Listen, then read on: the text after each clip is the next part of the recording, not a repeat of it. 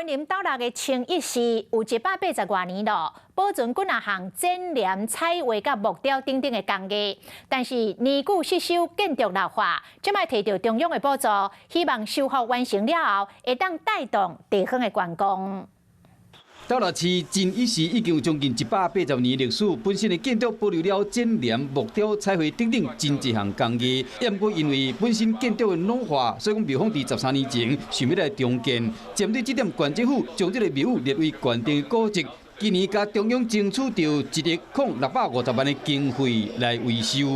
我相信这个信仰中心的修复哦，对真理市所有的也是讲咱的信仰中心的咱的所有的市民好朋友是一个非常好的消息，对大六市整体的文化古迹、县级文化古迹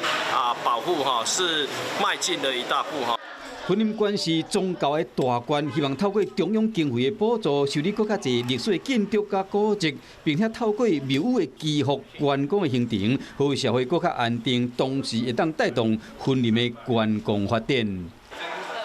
Hello， 我是林纯佩。想要掌握最及时的新闻资讯或是体坛动态吗？赶快按赞、订阅、开启小铃铛，锁定华视新闻的 YouTube 频道。